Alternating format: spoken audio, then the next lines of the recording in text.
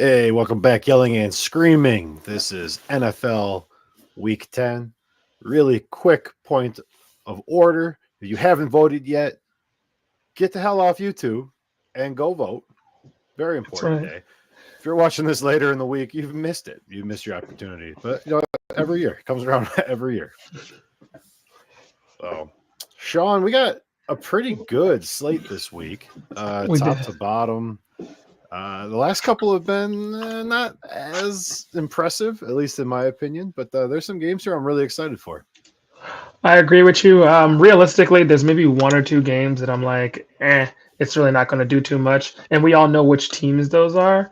But the excitement is back. Every game now means something monumental for each team, whether it's positioning for playoff spots, or just ruining, someone else's positioning, and it's really getting to be much more interesting than earlier on the season where you're just kind of like, oh, this game's happening.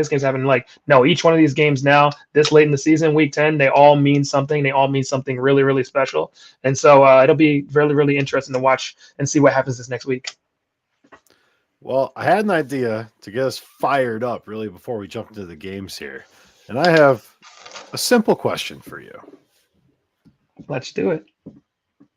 If you take into account the careers they've had to this point, the seasons they're having now, and the future you think they can have, would you rather have Jordan Love or Dak Prescott as your franchise quarterback? Well, given that the last two quarterbacks, including Dak Prescott, for the Cowboys, have less playoff wins than than most of the quarterbacks in the NFL right now. And given the fact that the franchise hasn't really done anything in the last 3 decades, counter that to an organization that's only had two quarterbacks who were perennial Hall of Famers. You've got a guy who, while he's still playing in the NFL, gave Green Bay a very, very good career. 2 MVPs, if I'm not mistaken. So Right. I believe it's the 2 MVPs. I would take Jordan Love in the Packers organization in a young career, not being overpaid nearly as much as, or in comparison to what I've seen and not seen from Dak Prescott. I mean, the fact that they made a whole emphasis on him changing his throwing motion and his hip torque and all that stuff, and how it became a viral meme and all the BS about the beginning of the season, only for them to be 3-5 and have wins against terrible teams. It's like, congratulations, you guys are back exactly where we expected you to be. So as someone who has grown up to dislike the Cowboys, I would never pick a single player on an active Cowboys roster over another guy who's got a lot of potential and not nearly as much baggage. I caught a lot of flack on the internet, and part of it's the way I phrased a short to try to get some clicks. But the question was, is Willis better than Love? And for me, quite frankly, what I said was that Love makes everybody else on the team play to a higher potential, which I will stand behind. But I might be ready, or Willis, sorry, this is an argument in Willis's favor. I might be ready to take Dak over Jordan Love. I think Jordan Love's ceiling might be Dak from a skill standpoint. I don't think he's gifted in any particular way. He's not large. He can't put zip on the ball. He can't really run. For me, we know who Dak is, right? Dak's an 11-win quarterback. No playoff wins, no Super Bowls, overpaid. But if the goal is to win 11 games, and for the Packers it should be, they are ultimately a small market team. You're irrelevant on the national scale. Love is not Aaron Rodgers. Love is not Brett Favre. Dak kind of is those guys. Obviously the ring, right? And you can't downplay that too much because that's what all the guys are playing for. But watching Malik Willis operate the Packers offense more efficiently than Jordan Love tells me all I need to know about Jordan Love. So the only reason why I don't agree with that is because you look at guys who in their first couple years of their career, They weren't the best passers. It took time to really get to where they needed to go. Maybe he does need to make an adjustment somewhere in his throwing motion. Maybe Jordan Love. My biggest thing is Jordan Love doesn't know how to not throw off his back foot. So he needs to definitely work on that.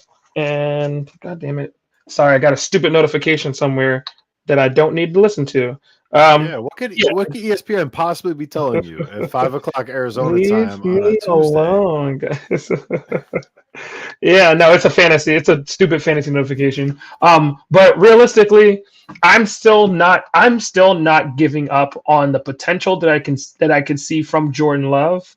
As far as what I've already seen from Dak Prescott, I just don't see him doing any better. Given that last year they had one of the best defenses in the league, and they had arguably one of the best offenses in the league, and did what with it? So like when Dak is at his best, when their team is at their best, they're still not able to do anything besides the first round of the playoffs. So like, what's the Dak's ceiling? That's the problem, is that's Dak's ceiling. You might think that Jordan Love's skill set may be Dak Prescott, but the difference is that Dak Prescott's ceiling is one playoff win, maybe a second. He's nowhere near somebody who's going to get me to a Super Bowl. Jordan Love, still out. I'm still not sold necessarily on where his ceiling is and where he's going to go. Just because, again, he's very young in his career. The changes that he can make to redefine himself, his decision making, some of his throwing motion. Like, there's things that he can do better. That he just, with time, I feel like he can absolutely get to that point. Dak, I'm done. Like, it was never I just don't see it for me. It just doesn't. Yeah. Like. And that's kind of it for me. Like, you can't coach the soft out of a player, and that's what I've seen from Jordan Love. He doesn't instill confidence. But I wanted to get that out of the way because the Packers are on bye, and I wasn't going to have another opportunity. So jump into these games. We've got a great one Thursday night. Banging. Oh yeah, Bengals Ravens. Sean, if you'll allow me, I would like to eat a little bit of crow again. I feel like every time we talk about Lamar. We had a bet. I took Lamar incompletions. You took total touchdowns scored in the game. That should have been a slam dunk for me. However, I lost that bet. So, miserably. we're going to try to catch up on some of these bets and get these knocked out. That's my bad on the tracking, but I was wrong, and I lost that bet. Yeah, just for context, guys, Lamar Jackson in that game was lights the fuck out. It's crazy to look at it because a lot of times when you look at a quarterback and he throws for, a guy he's throwing for low numbers, you're like, oh, okay, like probably didn't have that great of a game. But then you look at the completion percentage and you look at, if you watch the game, you saw his targeting, you saw who he was hitting. He's just, they destroyed them. So for context, guys, Lamar went 16 for 19 for 280 yards and 3 touchdowns. And they had 2 rushing touchdowns from Derrick Henry, so that's 5 just from Baltimore. We had a passing touchdown from Cortland Sutton, which was the one that went to Bo Nix. So you've got 6 touchdowns in this game to Lamar Jackson only throwing 3 incompletions. And then you got Derrick Henry on 23 rushes for 106. They had 127 rushing yards in the game, and that was light work. Like, this game was it was Baltimore's offense being impeccably and like being astounding, and their defense realistically showing up and just shutting it down. And this is the caliber team that I expect to see at this point on a pretty regular basis, adding a future Hall of Famer and running back to a system that was already the best rushing offense in the NFL. And really, what it comes down to is, can they get over that hump? They just haven't been able to get over that hump and they can get to the AFC Championship with Lamar. He's got 2 MVPs. Let's see if he can get the ring this year.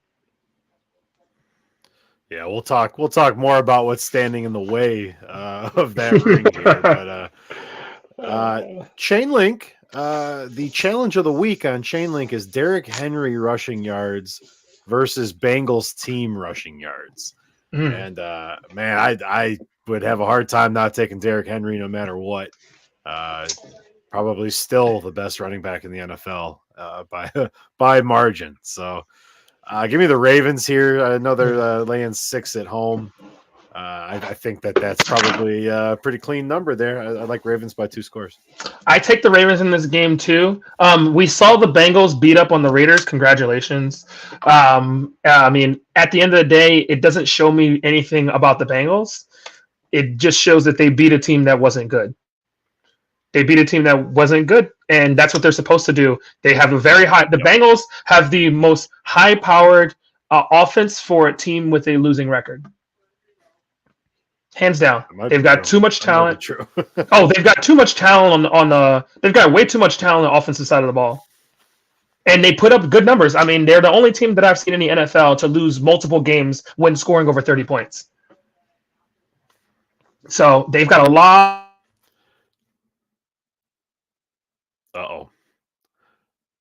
Lost Sean. I think he was about to just wax poetic about the Bengals' potential and not living up to it. Going to go ahead and move to just a nod to the. Oh, Sean's back. Just a nod to the Germany game. We have to acknowledge that it exists. If you're watching this, you are sick. You're sick. So I'll see you guys at 7 a.m. on Sunday. I will be watching this game, but this is barely even football at this point. Sorry, I have Germany. Only. That's fine. That's they look. Let them play. Let them see football when they wanted to see football. I have only one nod at this game, and it's the fact that the Panthers have gotten 2 coaches fired in as many weeks, if I'm not mistaken. And so, if you are in the Giants coaching staff right now, you are sweating because getting beat by the Panthers means that you're losing your job. And having to book your own flight home from Germany could be expensive. I mean, don't leave. You might as well just stay, right? Let them fire you. Let them pay you millions of dollars. I mean, Oktoberfest was great. I loved it. Munich, one of my favorite cities. Go see Vienna. You won't regret it. Have fun. Have a nice vacation. And, winter season's coming up. There's some great places to ski over there. The Alps right next door. I mean, just enjoy yourself. Don't even be bogged down by these American sports. Don't waste your energy. If you lose your job, it might be the best chance that you get to have a nice vacation. That's fair. Patriots Bears. This one for me, I almost just threw out, not wanting to talk about, but we have to a little bit more about the quarterback matchup here. This is a crossroads game for me. One quarterback will leave this game looking like he has a future in the NFL. And I can't tell you which one it is. Justin Fields has looked really good at times this year. Caleb Williams. Yeah, look at you. Look at you. Shitty Bears quarterback. Freudian slip. Worse than Justin Fields. Is kind of where that was going to meander its way to. Caleb Williams makes so many mistakes. He's young, I get it, but like the whole point of Caleb Williams, the whole point of him being a high draft pick, so he's ready to go. This is not an NFL quarterback. He is not ready to take over an offense. His decision making is so slow and pained. You can see him going through his reads. He still makes the wrong one. Drake May has a whole bunch of issues himself. The most of which I think is that the Patriots are so bad that Drake May has kind of turned into like a dual threat quarterback, which is not really what he's capable of in the NFL. He also makes some horrific read decisions. What I've seen from Drake May that I haven't seen from Caleb Williams is leadership. Drake May goes out there, drives the guys down the field, and maybe it's because the Patriots are better coached. Maybe it's because that team is a little more seasoned. But the Patriots fall in line. Drake May goes out there and commands the Patriots. Caleb Williams goes out there, and there's still guys laughing behind his back about his painted nails. These 2 quarterbacks, all that matters in the NFL is a win. I don't see the same thing that you see. I don't see the same thing that you see, Rick. I think that realistically, both these guys are expected to be the future of these franchises. I think this game really, to me, is going to come down to coaching. Young coaches, especially when you have these rookie quarterbacks. I talked about this earlier. It's kind of trying to figure out where, trying to figure out not just the quarterback, because we already know that guy is high profile, very important. But for me, it's also a testament to what the other guys are doing, right? So I look at the Patriots, and they just lost to the Titans in a very tight game, in an overtime win. But I look at that, and yeah, of course, Drake May came in the field, got that last winning touch, that game tying touchdown, or whatever the case was. Great play, look phenomenal, whatever the case is. But you look at the run game, and you had Drake May with 8 carries for 95 yards. Well, that's bullshit. That's not really happening against any real defense in the NFL. So I'm not really putting any stock into that. And on top of that, Ramondre Stevens had 10 carries for 16 yards. So what I'm looking at here is, okay, what's going on here? Why is it that I have 20 carries in a game and 8 of them are from my quarterback? I'm not seeing a good. That's that Patriot Wildcat, baby. Oh, I think we lost Sean again. I'm sure he was about to say that I was right about the Bears and that he's sorry. I'll let him come back to that game. Bills, Colts. Josh Allen came across as human. Josh Allen threw his second interception of the season. That really shouldn't matter. Game against the Colts here that the Bills should be just able to jump all over, kind of control from the get. Running games coming into form. If anything, Josh Allen throwing interceptions actually makes me more confident in him going forward because it kind of reels in that gunslinger mentality a little bit. He doesn't go downhill like Favre does and just throw 6 more. He really seems to come back to the core of the game. They run the ball. He goes from throwing those deeper routes to throwing the intermediate routes. So really no concern for me there. But we've got Sean back. Sean, I'll let you finish your thoughts on Patriots Bears. My whole thing was just looking at these two teams, 2 young teams, 2 young coaches, 2 young quarterbacks. To me, it's going to come down to who makes the better decisions. The Bears have the better skill players.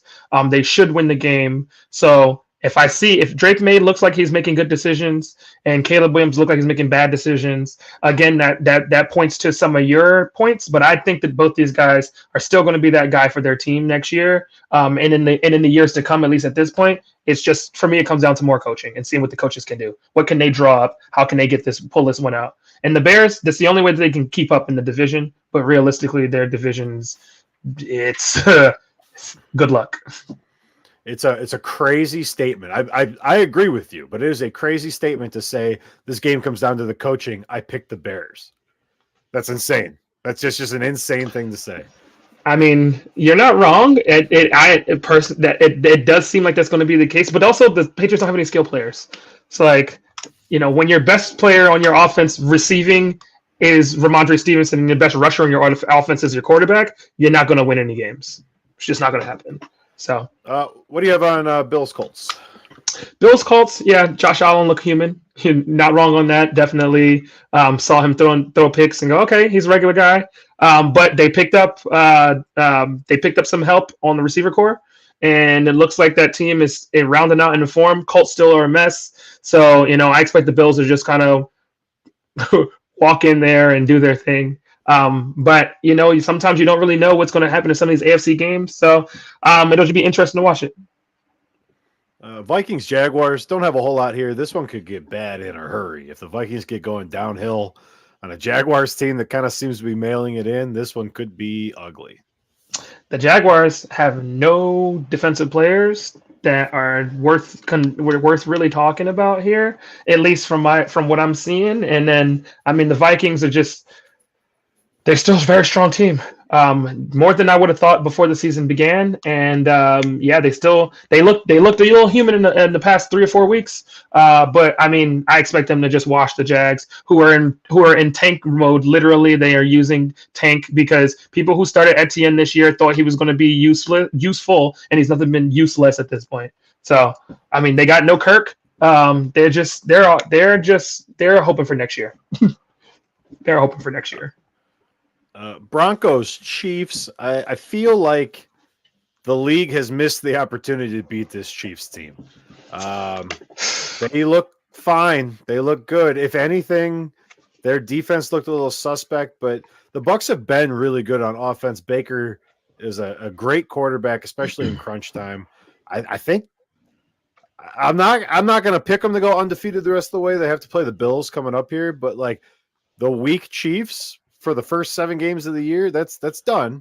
We screwed up, so I mean, they have the chance to run the table here. I mean, I don't know how good of a chance, but you're not beating them. All I'm thinking is their new wide receiver, 8 for 86 and 2 touchdowns on D-Hop. Their new running back, 27 for 106 and a touchdown. And Patrick Mahomes, 34 for 44 for 291 and 3 touchdowns. So you tell me, with those stats on an offense, and this game, by the way, again, defense didn't necessarily do what they needed to do early on, but rushing game was real important. They gave up only 97 rushing yards total to like 5-6 different people. So it wasn't like they got bogged down anywhere. Their defense still controlled the line, controlled the game. And so I think that you are right. I think that there's really tough chance. It's going to be a really, really, really tough chance for teams in the back half of this season to beat the Chiefs because they're just rounding into form now. I mean, Travis Kelce finally really got into it. 14 receptions for 100 yards, and that could be an every week thing. Literally, that could be an every week thing. He had 16 targets. Girlfriend's back. They were having a little tiff, little romantic tiff. Is that what it was? No, I think she was working. She's always working. Tay don't quit. Tay don't quit. The Chiefs play at the Broncos week 18. And I am not sure that Mahomes and Andy Reid give enough shits about going 18-0 to play that game. Bo Nix could end the Chiefs' perfect season. You know what? I can agree with you on that. Right now, there's no other teams in the AFC that are. I think the closest team is 6-2. Everyone's got at least 2 losses. So we get to that point. Chiefs could just sit Mahomes in that last game, and that could be a decider on who gets that last wild card spot. So could matter. We want to see if that's going to be something that pops up at the end of the season when sometimes it doesn't mean anything to you, but it means a whole lot to everybody else. And if you're the Broncos, I'm sure you would want to play spoiler, even if it didn't mean anything to you. As a matter of fact, it'd probably be more of a spoiler. Divisional win. And against an undefeated team to close up, or the previously undefeated team to close the season, I respect it. But we got time until that happens. And for now, I'm not seeing the Chiefs losing this game. Broncos defense is good. Broncos defense is still good. I'd still give them credit for being a good defense overall. But they're going to be playing against a very good defense in the Chiefs, realistically, and who just came off of a game where they were able to bend and not break. And then, I mean, the Broncos' offense is still not anywhere good enough to beat this Chiefs team with all the talent that they have on offense. They're finally putting together. Receiver. The Broncos? Yeah, Bo Nix. The Broncos running the Philly special is all you need to see about how to score in the NFL. When you need points, you go ahead and start running some of those off plays. Philly special, man. Loved it.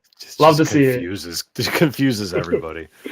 Oh, God. Falcons Saints. I don't want to take a ton of time on this one. Dennis Allen fired. The Saints suck. There might not be a single NFL quarterback on their roster. Falcons are 3.5-point favorites on the road. That should probably be double digits. Yeah, losing your head coach is definitely a big deal. I mean, some teams it kind of whips them into shape. It just says, "Hey, look, like this guy was not. It was not in the vision of what we saw for the organization." Maybe they think that Dennis Allen kind of pushed them away from that. Their 2-0 start, whatever they were doing there was working, and he kind of moved them away from that direction. Hopefully, they can get back to that. But right now, I mean, ATL Kirk is just doing his thing. Like anybody who's not looking at him right now and seeing not only that he's having fun, but playing at a very, very good high level, like he's right now he looks like a tough quarterback to beat, and I can see why after me talking about how he was injured and how coming from the Vikings, that what was the point of that when they literally drafted a quarterback, or sorry, signing him and then drafting a quarterback, like what's the point of that really? And now I can see if you're Michael Penix, you just sit back and relax and enjoy this ride. You learn as much as you can from this guy who's showing veteran leadership, good decision making, and winning for the team. You just take all you can learn, and when it's your time to step up, do what you got to do.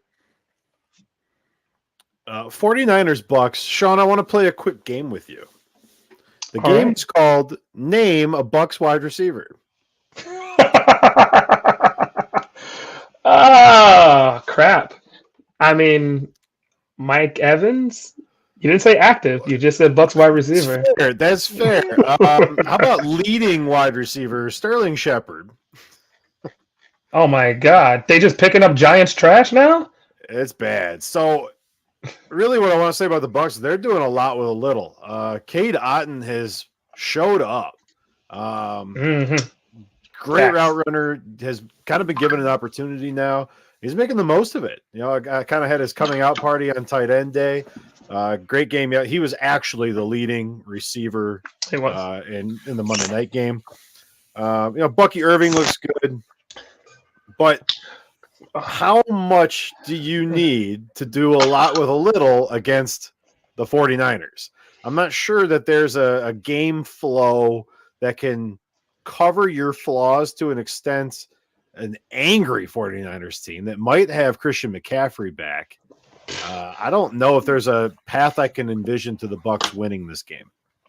I can see the Bucks winning this game if the Niners do what they've done earlier in the season, which is not get the ball to the guys who can make the plays, the playmakers. They really didn't have that in some earlier instances in the season. They've had some issues with their skill players. I mean, they had a bunch of guys get injured, and so getting that flow together can be difficult. But their defense is still one of the best defenses in the NFL. And one thing that they can do is they can stop the run, especially with guys like Fred Warner back there, really, really, watching the ball and making sure that they keep that box stacked. And Bucky Irving be realistic. Tampa Bay's rushing offense did not look good in this last game against the Chiefs. And going from Chiefs defense right up to the 49ers defense, it's not going to be. You can't have a hangover. You're going to have to really, really plan, because if you're just going to have Baker throwing the whole time, that's going to be a problem for you. If they can get to if they're able to, because then they're just going to get to that quarterback. Then their secondary is going to lock in. They're going to sit two men over top. Their secondary is going to lock in, and if their rush offense isn't anything to look at, and they can get to the quarterback, it's going to be a long day for Baker Mayfield on the ground. Give me the 49ers if Christian McCaffrey does not play, and the Bucks if he does. Interesting. Too much too soon. They're just going to try to plug him back in, and I think I will win if it's heavy McCaffrey. I will flip that. I will take it the other way. I think if McCaffrey plays, he's going to be so fresh, so bored that he's going to come out. They're going to want to feed him the ball constantly. Then he's going to take the spotlight, and they're going to end up being able to hit some of the other guys.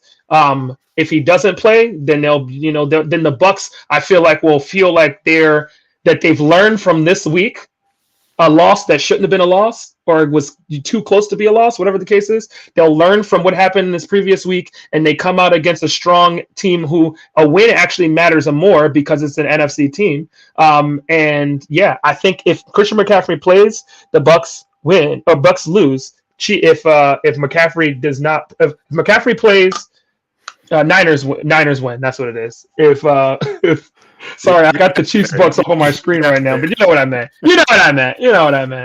If McCaffrey plays, Niners win. Steelers Commanders. I'll let you go here. This I got to be my game of the week, because at the end of the day, you're watching a veteran quarterback perform with a new team, and you got him playing against a young guy in Jaden Daniels who has got all the pedigree, he got all the accolades, and now he's showing you that he can do it at the NFL level. I think the biggest thing for me in this game is going to be the rushing game, the control of the line.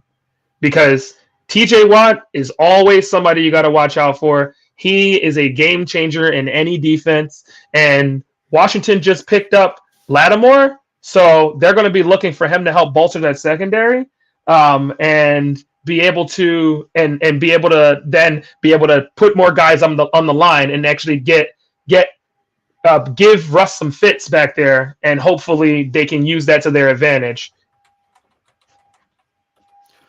I like this one because I like the spot. I think game of the week is damn sure the right way to build this one because the Steelers coming off the bye. Mm-hmm. And man, if you gave me a list of coaches to pick to coach my team coming off a bye, you know who'd be damn near the top of that. You give me Mike Tomlin any day of the week. Shit. Yeah, I mean, I'm putting that man any day of the week.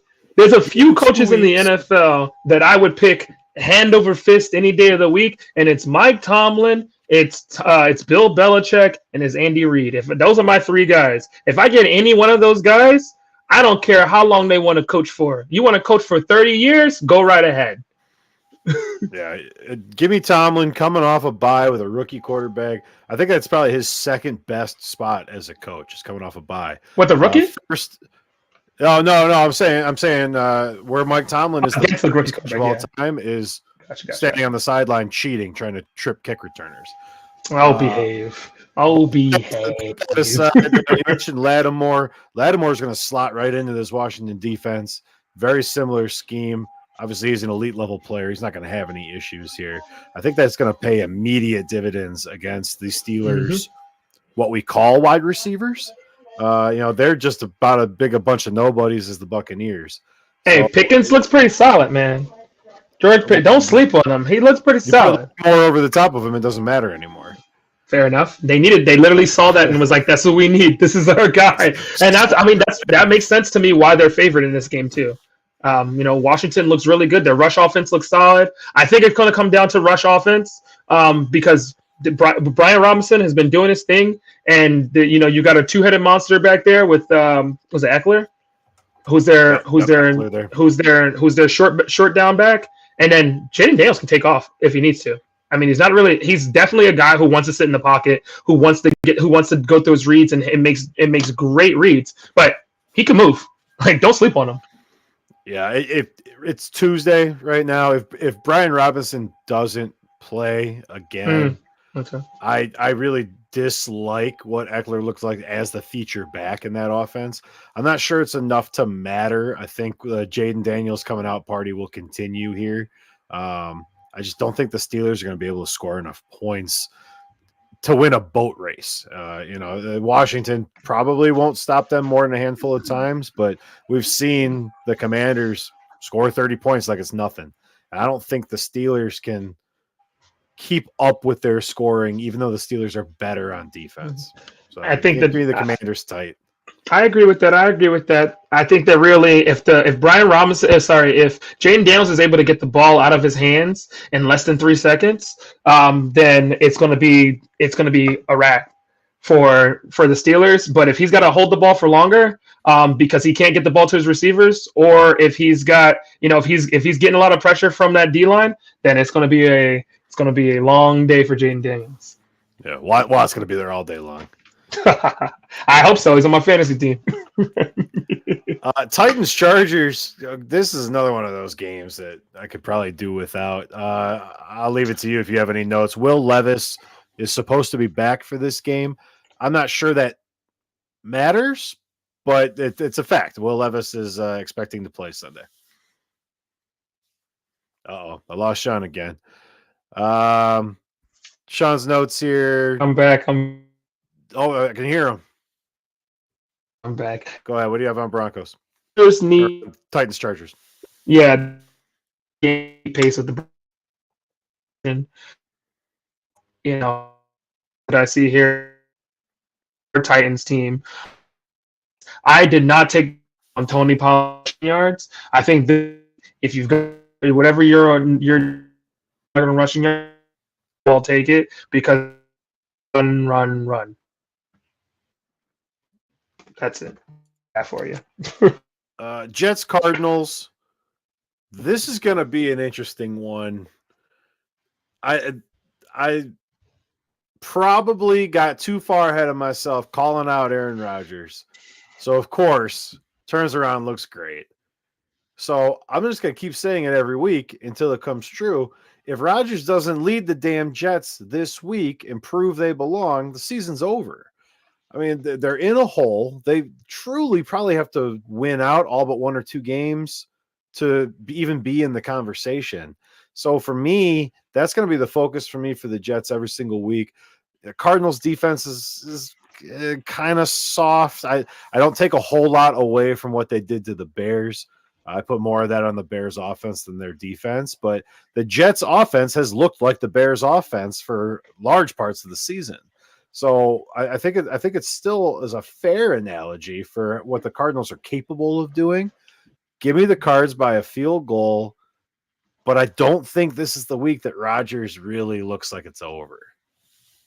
You know what? I can understand that. I mean, he's fine. He got into rhythm with Devontae this week, and him and Garrett Wilson being able to play off of each other. They both had great games, 90 receiving yards, 3 touchdowns, or 90 receiving yards each, 3 touchdowns between the two. So I think that he felt comfortable late in the game. And let's be honest, the first 3.5 quarters, three quarters of the game was a stinker. It was not interesting. It was 10-7 game. I mean, realistically, it just wasn't doing it for me.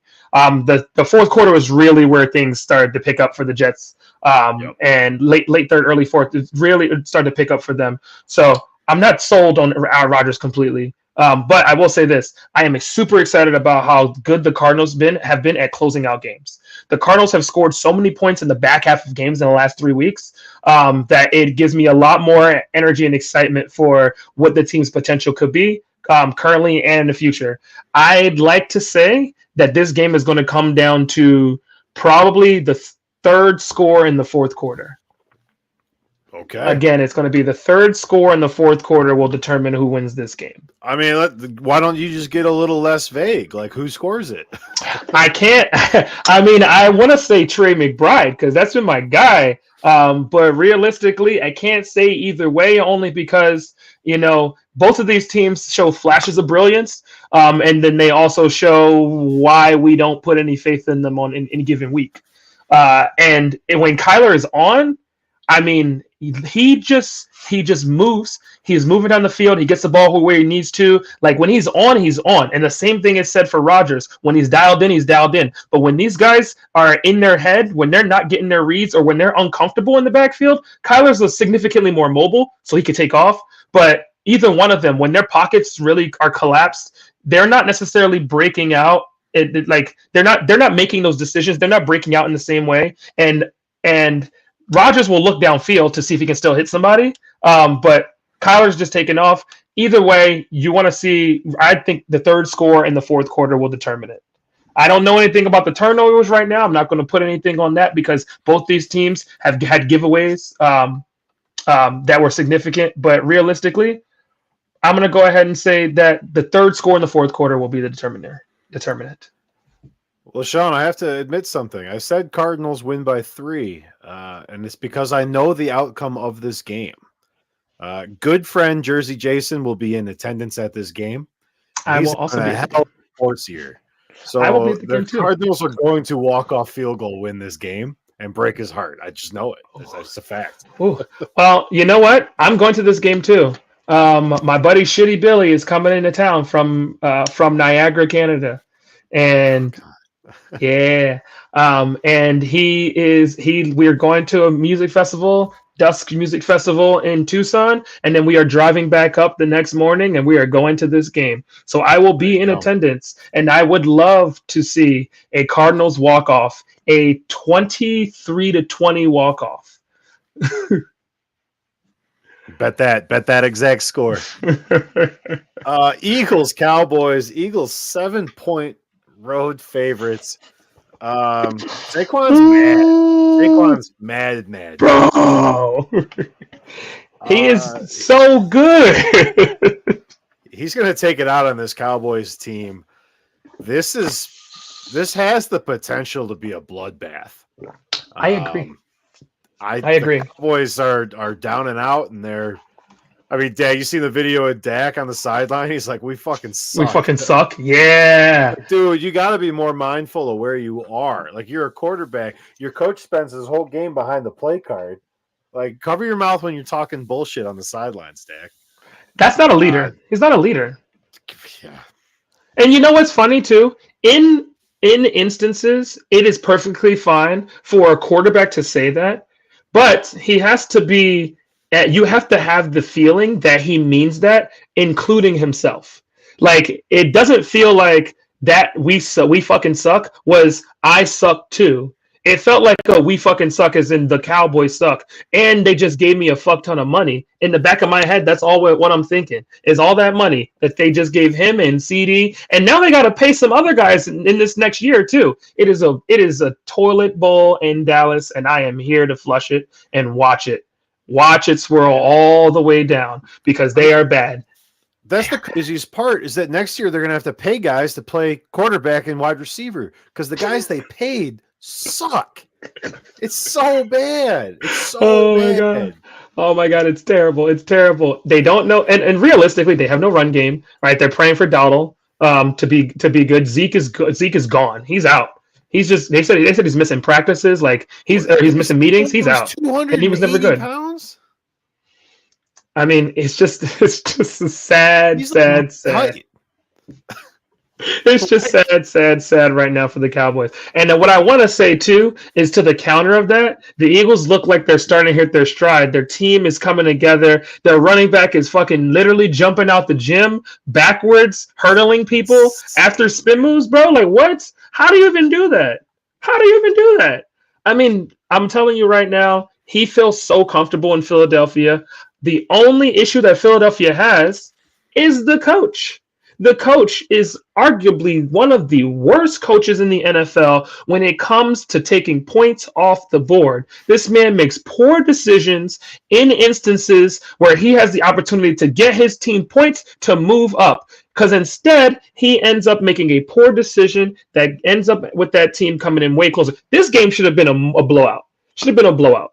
The Eagles just won a game by one score that should have been a fucking blowout.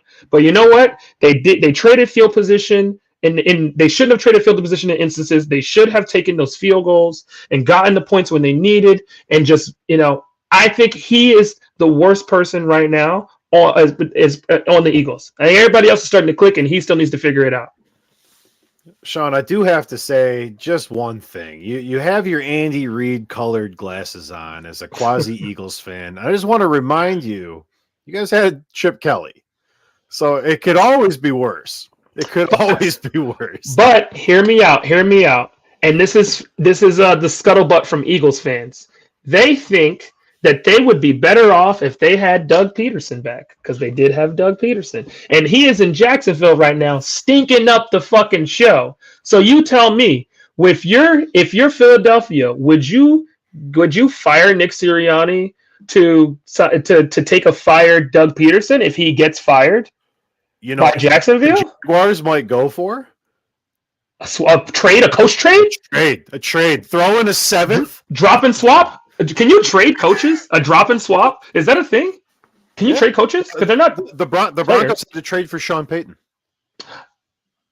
Oh, you traded for their Super Bowl. Oh my god! Yeah. Coach contracts is a tradable asset. God, I'm just thinking. I've never heard of trades, but I've seen trade up the coach as a tradable asset like draft picks and things like that. I'm thinking straight up coach for coach. Like if they give me the Stafford Goff trade, but for head coaches. I would assume so. I would love to see that happen. So it doesn't even matter what they're getting paid. Honestly, I would love to see it happen. That would make this NFL season just next over the edge. If I see a straight coach swap. It has the fewest firings of any NFL season ever because there was a coach for coach. Coach. There's already been two firings so far, so we really can't say that. Oh man. Sunday night football, Lions and Texans. I'm worried. I'm really worried about this game. Fourth quarter, Aaron Rodgers exposed this secondary. The Lions are going to picket apart with the most accurate quarterback in the NFL. And if you drop 8, they have 2 of the best, Right. top 10 running backs in the league. Like, this is going to get bad quickly, I think. Lions 3.5 right now. Man, we might come to Sunday night. This line might be 5.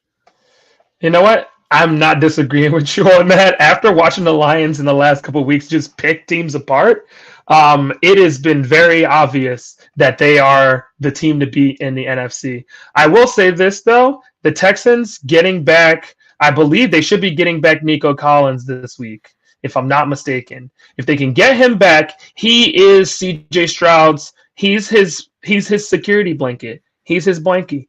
He's the guy that he wants to get the ball to, and if he can get if that's the case, then the Texans' offense looks a lot different. Because then you get a much more comfortable CJ Stroud. But it looks like Nico Collins might still be gone this week. I think he's still listed on IR. If they get him back, great. If they don't, it's going to be another tough week for them. I just don't see them having the weapons and having the ability to score in volume like the Lions do. That team is just nasty right now. It's just too good. Monday Night Football, Dolphins, Rams. For me on this one, it feels like the Rams are getting going. They're getting guys back. It just – the last few years with Stafford there, it's kind of felt like they just find this momentum and they roll into the playoffs. And watching them the last couple of weeks here get healthy and score points, it kind of feels that way again. Schedule isn't horribly challenging, including this cross-country trip for the Dolphins. I like the Rams to win here, and I think it might be a sign of things to come. I like where your head is. I've just got one counter to that. The Dolphins look like they're in a much better spot too. I mean, they gave the Bills fits. We really had to see a Bills team that squeaked out a win against a 2-6 Dolphins team. The Dolphins seem like I don't think they're a playoff caliber team by any means right now. But the Dolphins definitely seem like they are back in a much better offensive scheme and a much better offensive team. The defense, obviously, giving up 30 points, can't win games like that. But if you could put up 27, and you could put up 27 against a Rams team that isn't necessarily holding teams to the lowest points per game, then you give yourself a much better chance to win. Skylar Thompson against the Rams, forget about it. But Tua Tagovailoa against the Rams, I'm actually going to see if I take Tua in this game. I'm going to take Miami in this game.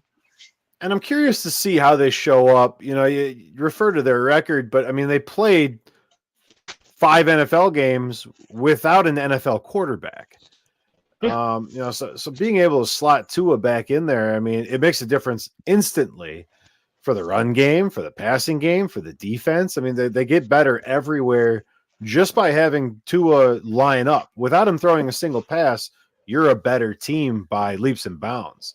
I just want to say one thing too. Think about the ball being spread around the field too. Skylar Thompson is not going to throw the ball to very many people if he's going to throw it to anybody. Tua was able to have completions to 7 different receivers, including Mostert and A-Chain out of the backfield.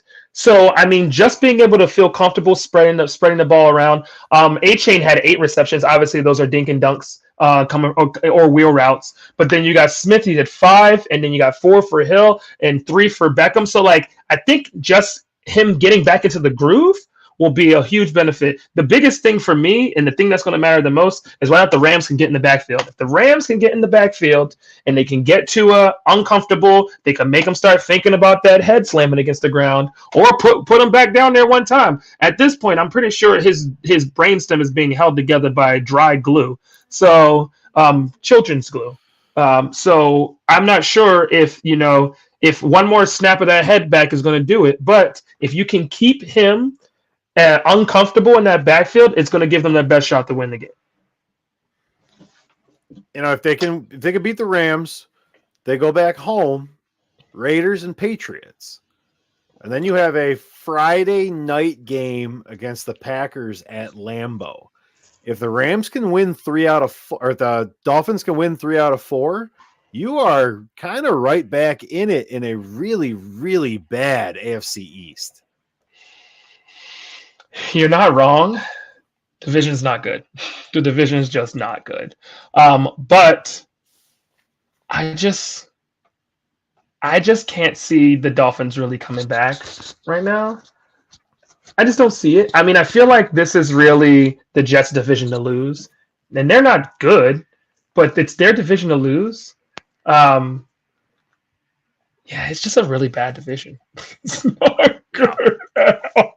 At 2-6, you're like, oh, so you guys are gonna win the division. So I gotta remind you, Right. this is the Number Bills 2. division to lose. Well, I'm not talking about the Bills. The Bills have already won this division in my mind outright. I'm thinking about that second position in the division.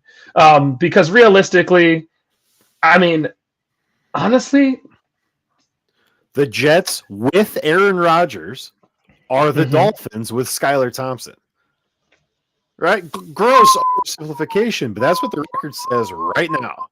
you're not wrong. Those teams You're are not the wrong. same. So if you put Tua in, you got 2 more games against the Jets. The Dolphins are going to finish above the Jets in this division. They should finish above the Jets in this division, but in all honesty, Rodgers just picked up his favorite wide receiver now, and he looked good.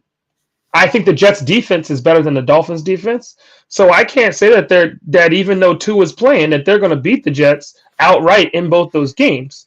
I mean, realistically, the Patriots are trash. We all know that. I mean, right now, and the Dolphins should be a better team, but they still have to win games, and I don't care if Tua throws for 300 yards every game for the rest of the season and becomes comeback player of the year, even though he played this season somehow. He's not going to win if his defense can't stop teams from scoring 30 points. Just doesn't matter. So I think defensively, the Jets should be able to beat the Dolphins and split those games. And then realistically, the Jets should be able to get more. They should have more wins than this. You look at their losses. I mean, the Broncos by 1, the Vikings by 6, the Bills by 3, the Patriots by 3. Like, they're losing all the tight games that they should be winning. Having one NFL come back to play with you, and he's also your quarterback's favorite receiver, like Al Lazard, obviously. It's definitely should change. This team is. So I think the Jets should come out on top when it's all said and done of these teams, and they could sneak that 7th spot in the playoffs. That's my thought right there. I don't see them doing any better, but I'm just thinking at this point of the teams that are left that are not their leaders in their divisions, who's going to sneak out those last 3 playoff spots? So I think one thing that the national media is not talking enough about is Davante Adams, 7 catches, 91 yards, and a touchdown. Mm-hmm. Maybe it's because his fat ass isn't eating Taco Bell every day at his house anymore. He's the Aaron Rodgers, and you know what he eats. He eats weird shit like Tom Brady did. So maybe this is a newer, healthier Davante Adams, and the Jets are on to something. Or he has a quarterback to throw him the fucking ball. Huh? Because last time I checked, when he had a car quarterback, he had a career happen. They stopped showing Carr respect. They benched him for no fucking reason with a terrible coach, and then he's gone. Now Davante's just sitting there like, I just came over from having the guy that I really wanted to throw to me to having the guy that I really want to throw to me. And now you throw me back here with fucking Aiden O'Connell or Gardner Minshew, 2 sides of the same toilet seat. And like, what am I supposed to do with that? Like, I'm sorry, but Aaron Rodgers, to me, I'll take Aaron Rodgers with a torn ACL over either one of those 2 quarterbacks. Gardner Minshew will make a really good cameo quarterback in a movie. He's gonna be a really good guy to make a cameo in a movie. I think that's where his talents lie. And Aiden O'Connell is gonna be a really good guy to play a good quarterback in a movie about a wide receiver?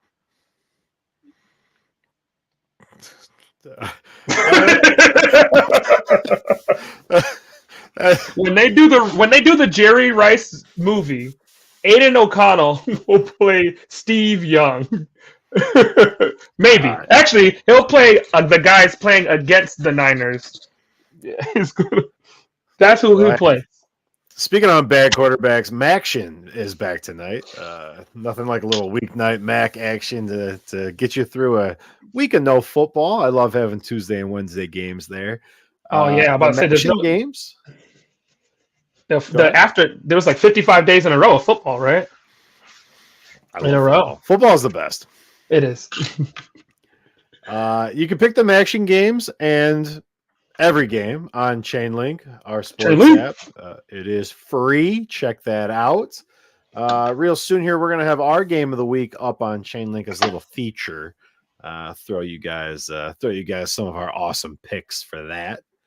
Bye weeks this week is Browns, Packers, Raiders, and Seahawks. Of those 4 teams, who do you think needed the bye week the most? Needed it or is going to make use of it? I think the Browns, essentially going with a new quarterback, needed the bye week to kind of transition from the simplistic playbook that Watson requires with his skill set to something, a little more complex and NFL-like with Winston. But from an injury standpoint, the Seahawks being able to get DK Metcalf back following the bye, I think that's the biggest in-game impact. And I think they'll make good use of the time off. I think it's the Packers. I think that Malik Willis coming into that game again, showing that he's great and able to lead that offense, and then the next game, Jordan Love coming in and losing the game. It just, I'm just saying, Malik Willis undefeated. Malik Willis undefeated. I don't know if you give him a half a point for closing. But Malik Willis undefeated. Yeah. Packers fans. I've had enough. I've had enough of the Packers fans. Y'all can't even make a good argument about it. Out of here. The Raiders probably have a better quarterback room than the Packers right now. Oh my goodness! You shut your whore mouth. I would take any one of their quarterbacks in a heartbeat. All right, you can give me Jordan Love thrown off his back foot, and I'd still take him over the other 2 idiots that I got. They're literally number 12 and number 15. So if you just put their jersey in a mirror, you don't know which one is which. And I'm fucking sick of it. I told you 3 years ago that the Seahawks and Geno Smith would be the best quarterback situation out of these 4 teams. Would you have believed it? Geno was with the Jets at the time and sucked, right? I can't say that I could have been like, no, he's just in the wrong place. Who knows? Maybe all of these guys are just in the wrong place. Maybe that's what the NFL. You just need more QB. The QB shuffle. Yeah, the QB shuffle. He could be on it. Yeah, not gonna lie. When Cliff Kingsbury went to Thailand, Deshaun Watson should have just went with them and stayed there. Not a good spot for him. No, it's definitely a good spot for him. He can get all the rub and tugs he wants. He can even give a couple. Jesus, it's a lot cheaper over there. All right. Yelling is asked by Robert Kraft. Oh God, maybe he needs to go to the Patriots. Maybe the problem is that Deshaun Watson is not with a guy who knows how to get through that process. All right, he knows how the system works. He knows how to get caught on video and then just everyone forget about it. Yeah, that kind of just went away. It just disappeared. All I'm saying is, Diddy tapes on video. We got those. No one has any of Epstein's evidence, and no one except for a list, and nobody's got any of Kraft stuff. So you tell me. The witness statements are just like a man wearing 6 gigantic rings on his itty bitty hand. Couldn't get out of the door fast enough because he couldn't turn the doorknob. Like, no, that's not real. That couldn't have been anyone we know. Oh my God. NFL Week 10. Enjoy the week. This is Yelling and Screaming. I am King of Lakemore, just about everywhere. At KS Flash.